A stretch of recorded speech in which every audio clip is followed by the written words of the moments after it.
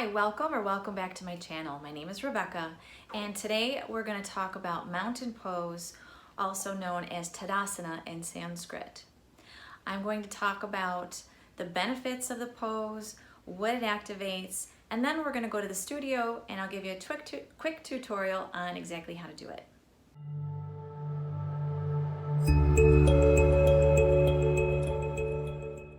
So for the poses individually, I often like to reference the yoga teacher's toolbox. So it looks like this, and I was trained through integrative yoga therapy, and this is one of their publications. So each pose, they have a special card with all of the information on the card. It's very clear.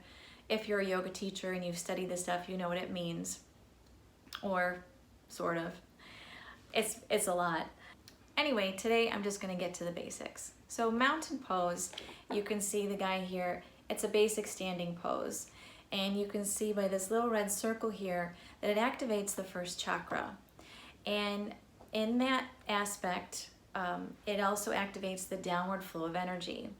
But because we're standing upright and when we hold the pose, you'll see when we get to the studio, we activate certain muscles. By keeping our bodies upright, it also activates pranavayu, the upward or the vital life force.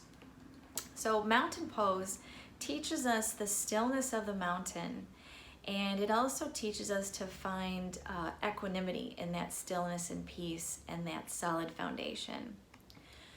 It activates the legs and the feet and the pelvis, and it helps us to improve our posture in the spine. All right, so let's go to the studio and I'll walk you through it step by step. Mountain pose or Tadasana. Okay, so you're gonna stand with your feet in line with your hip joints, okay?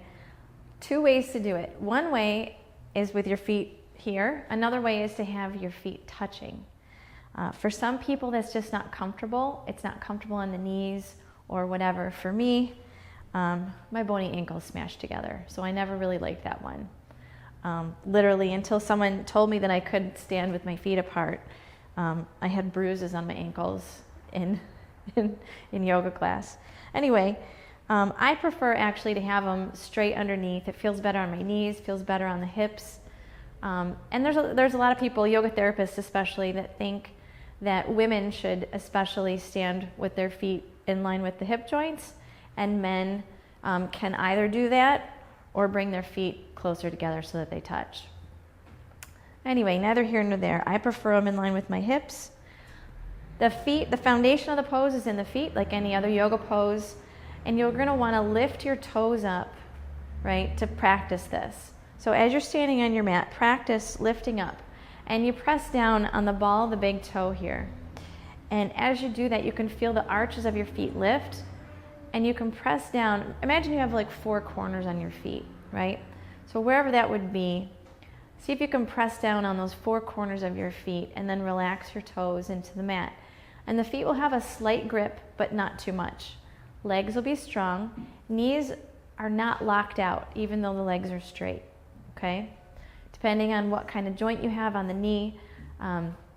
Some people have a knee that kind of extends backwards, a little bit hyperextended. If that's you, you're going to want to leave what we call a micro bend. If you have regular knees, straight is good, but again, still not locked out, okay? Strength is going to go in through the thighs.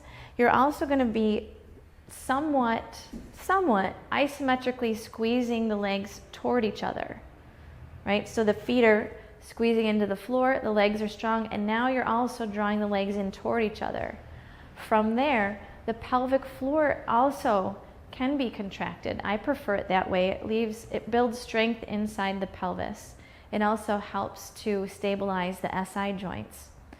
So if you can draw in, right, draw in all through the lower pelvis, draw in at the lower belly too. So right from the top of the pubic bone to below the belly button, you want to draw that in and strengthen. Then from here, lift all the way up. So you'll draw up so the spine is nice and long, right? And the crown of the head will be slightly lifted. So if you look in you can look in the mirror. If you're at home or whatever, you can look in the mirror or have a friend and tell you If your head leans forward, right, or if your head is kind of hovering, so you want it to kind of be in line with the sacrum, which is in line with the heels. So the 3 points, 1, 2, and 3. See if you can get those. If you were holding a string with a weight at the bottom, right, you want to try to imagine that's happening with the body. So everything is perfectly in line. So you'll make the chin slightly tucked, and the shoulders will come back just a little bit, right? Hands can be down by the sides, or often if you're in a yoga class or practicing a vinyasa, hands will end up in prayer at heart center. Okay, so your mountain pose is very basic. It looks like this from the front, and from the side, it looks like this. Okay? All right, your basic pose, but there's a lot going on.